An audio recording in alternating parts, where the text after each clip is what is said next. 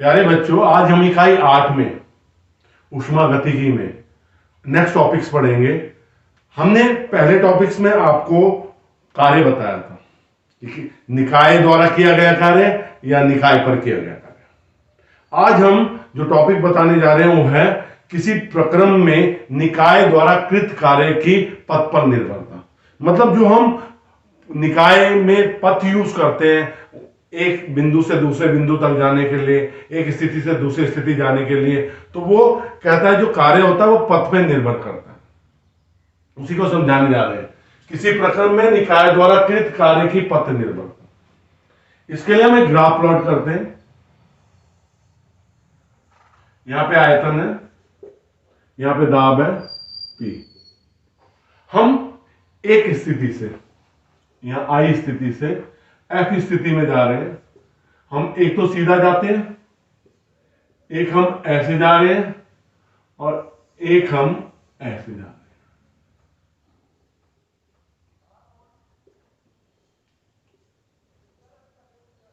ये A, ये B। इसके कॉरस्पॉन्डिंग जो वॉल्यूम है V1 है, आयतन V1 है, इसमें V2 है। यहां पे दाब कितना है P1 है और इसके दाब कितना है P2। तो जब हम I से F पे जा रहे हैं, हमारे पास यहां पे 3 पथ दिखाए गए हैं, I A F, एक सीधा I से F, एक I B F। हम तीनों में कार्य करेंगे, कार्य निकालेंगे। तो हम पहले किस में निकालते हैं कार्य? W I A F। कैसे जाएंगे? W I से A, फिर W A से F। जब हम I से A जा रहे हैं तो हमारे आयतन में परिवर्तन हो रहा है, आयतन में परिवर्तन हो रहा है एक निश्चित दाब P2 पर। तो इसका मतलब कार्य क्या है? हो रहा है। कितना कार्य होगा? I से A तक दाब कितना है P2, आयतन में परिवर्तन हो रहा है V2 माइनस V1। A से F में आयतन में कोई परिवर्तन नहीं है, तो जब आयतन में परिवर्तन नहीं है V2 माइनस V2 ये शून्य हो गया। तो इस स्थिति में कार्य कितना आ गया? P2 V2 minus V1 plus 0 is equal to P2 that is V2 minus V1। अब हम दूसरा पथ लेंगे। हमने IAF पथ लिया था, अब हम ले रहे हैं IBF पथ को। WIBF, W I से B, W B से F। पहले हम I से B जाएंगे। जब हम I से B जा रहे थे तो आयतन में कोई परिवर्तन नहीं हो रहा था, तो इसमें कार्य शून्य हो गया। कैसे? P V1 minus V1। जब हम B से F जा रहे थे तो हमारे आयतन में परिवर्तन हुआ, V1 से V2 हो गया, तो ये हो गया दाब P1 V2 माइनस V1, ये आ गया शून्य, plus P1 V2 minus V1 और ये कार्य हो गया P1 V2 माइनस V1। अब तीसरा पथ है IF, WIF। जब हम WIF की गणना करेंगे तो क्या आएगा? WIF किसका क्षेत्रफल आएगा? चतुष्फलीय I, इसका नाम कर देते हैं I, ये B, IA B, ये C और ये D। कैसे आएगा IF से? चतुष्फलीय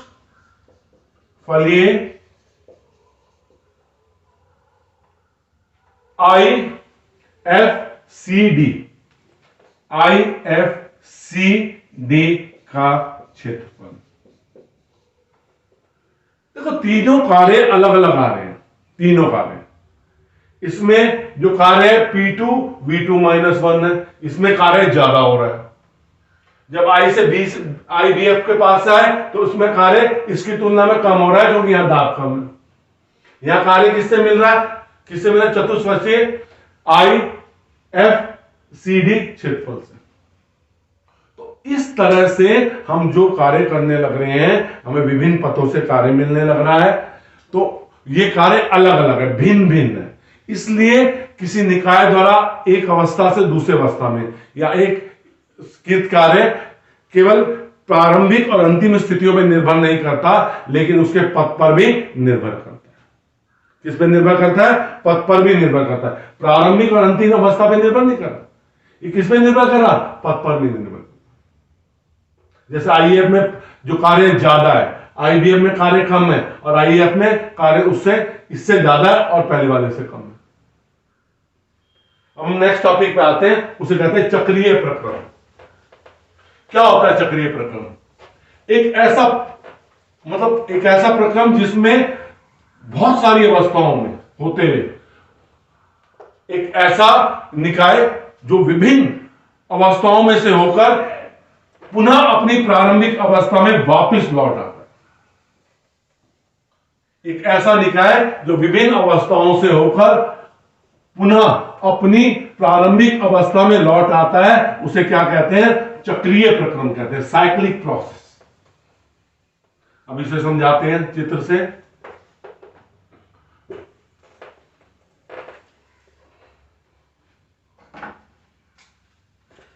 चक्रीय प्रक्रम में कृत कार्य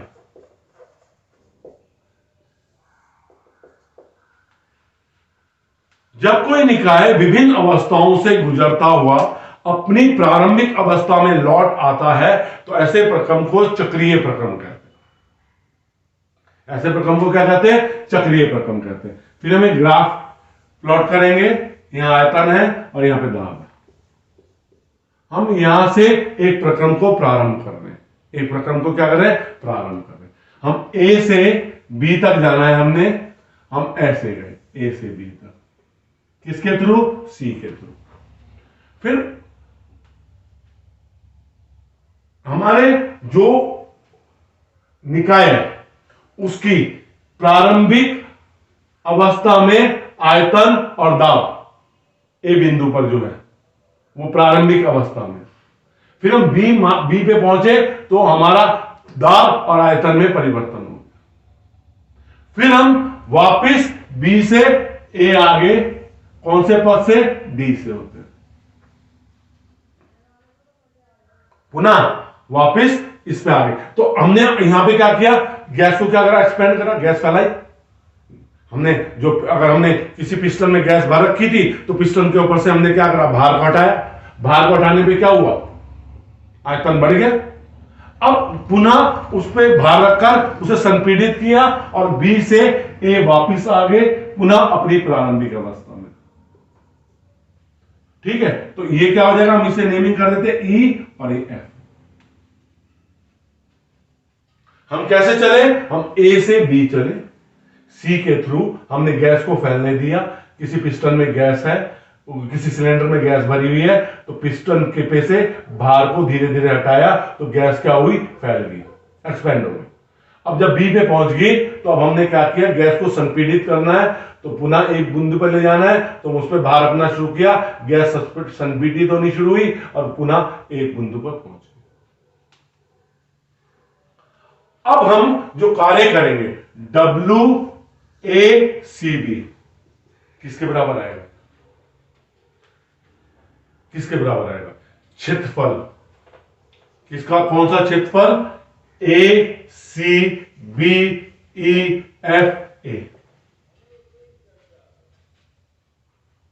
ठीक है, ACBEF का क्षेत्रफल, बी का क्षेत्रफल, ये वाला क्षेत्रफल पूरा, ये वाला पूरा क्षेत्रफल। फिर हम किस पे चलेंगे? WBDA, BDAFE का क्षेत्रफल। ये वाला पूरा भाग आएगा, ये वाला पूरा भाग, ये वाला पहले वाले में तो इतना था और पूरा भाग है। अब गैस पर किया गया नेट कार्य, किया गया नेट कार्य, W का मान कितना हो जाएगा, W BDA minus W ACB। तो क्या क्षेत्रफल बचेगा, अब जब हम इसमें से माइनस करेंगे किसका, BDAF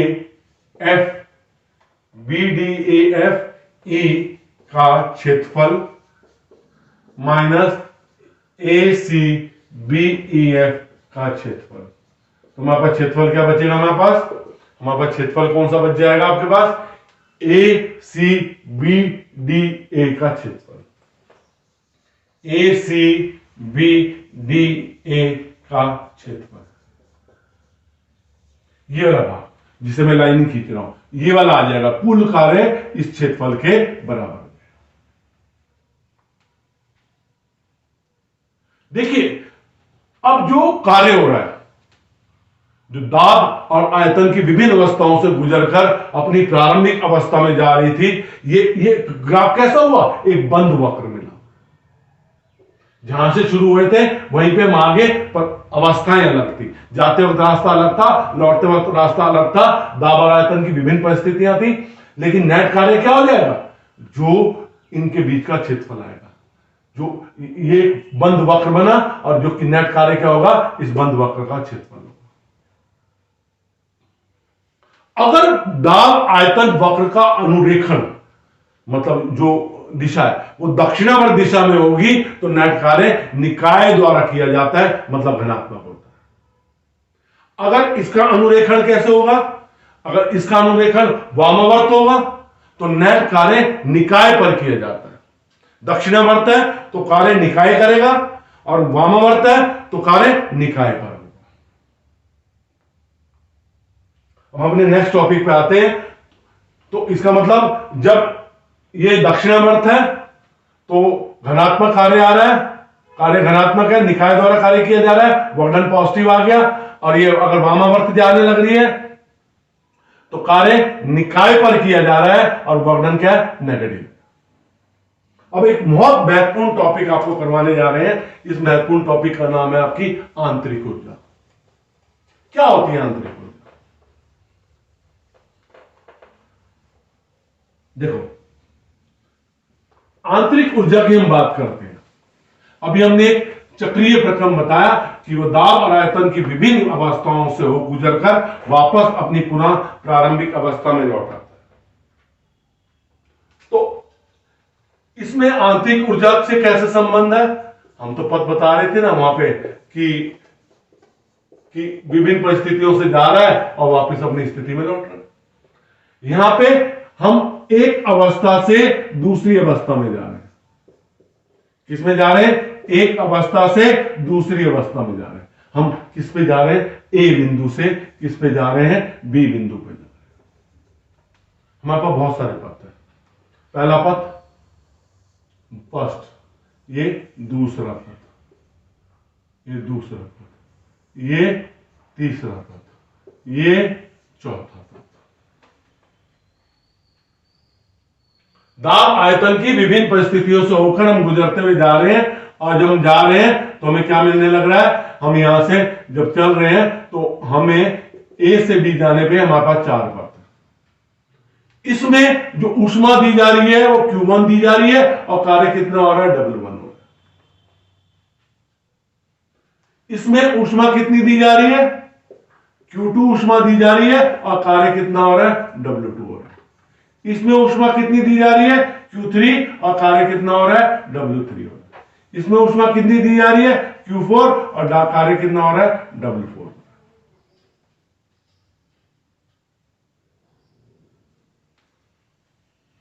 हम किसी निकाय को ए स्थिति से बी स्थिति में ले जा रहे हैं। हम विभिन्न प्रक्रम पथों का यूज कर रहे हैं। ठीक है, पहले पथ में जो ऊष्मा दी जा रही है Q1 है, कार्य W1 है। दूसरे पथ में ऊष्मा Q2 की दी गई, कार्य W2 हुआ। और तीसरे पथ में ऊष्मा Q3 दी गई, कार्य W3 हुआ। अब चौथे पथ में ऊष्मा Q4 दी गई और कार्य W4 हुआ। तो हमने एक चीज देखी कि हमने एक चीज ऑब्जर्व करी, Q1 minus W1, Q2 minus W2, Q3 minus W3, Q4 minus W4, सबका मान एक नियत रहता है, that is Q minus W। इनका मान क्या रहता है? सॉरी, नियत रहता है, एक नियत मान मिल रहा है, एक नियत मान मिल रहा है, सबके मान बराबर हैं, तो हम इसमें कह सकते हैं ऊष्मा, दी गई ऊष्मा या ली गई ऊष्मा और कार्य का जो डिफरेंस है एक नियतांक होता है। क्या होता है? नियतांक होता है। इस नियतांक को क्या कहते हैं? हम आंतरिक ऊर्जा कहते हैं। क्या कहते हैं? आंतरिक ऊर्जा। मतलब Q माइनस W जो हमारा निकाय की दो निश्चित अवस्थाओं में उसके किसी ऐसे गुण का अंतर है जो निकाय की केवल प्रारंभिक और अंतिम अवस्था पर निर्भर कर रहा है, उस पद पर निर्भर नहीं कर रहा है जो पद हमने लिया है। फिर सुनिए, Q माइनस W निकाय की दो निश्चित अवस्थाओं में उसके किसी ऐसे गुण का अंतर है। Q माइनस W क्या हुआ? दो डिफरेंस है, उसके किसी ऐसे गुण का अंतर है जो निकाय की प्रारंभिक और अंतिम अवस्थाओं पर निर्भर करता है, उस पद पर निर्भर नहीं करता जिससे वो जा रहा है। इस गुण को क्या कहते हैं? आंतरिक ऊर्जा कहते हैं। तो आप एक स्थिति से दूसरी स्थिति में जा रहे हैं तो ये गुण क्या करेगा?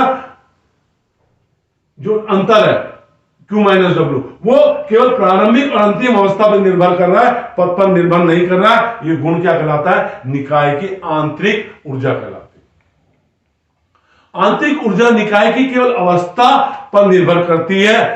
यदि कोई निकाय एक अवस्था से चलकर विभिन्न अवस्थाओं में से गुजरते पुनः अपनी प्रारंभिक अवस्था में लौट आता है तो आंतरिक ऊर्जा में परिवर्तन क्या होता है? शून्य। कैसे? ये देखिए, एक है A B, विभिन्न अवस्थाओं से गुजरकर वो पुनः प्रारंभिक अवस्था में आ जाता है, तो जहां से चला था वहीं पे वापस आ गया, तो यहां पे आंतरिक ऊर्जा में परिवर्तन क्या होगा? शून्य होगा। मतलब अगर अंतिम और प्रारंभिक स्थिति एक ही है तो आंतरिक ऊर्जा आपको नहीं मिलेगी, आंतरिक ऊर्जा में परिवर्तन क्या होगा? शून्य होगा। लेकिन एक स्थिति से दूसरी स्थिति में जाएंगे, जैसे यहां जा रहे हैं, तो यहां आंतरिक ऊर्जा होगी। तो आंतरिक ऊर्जा किस पर निर्भर कर रही है बच्चों? केवल प्रारंभिक और अंतिम अवस्था में।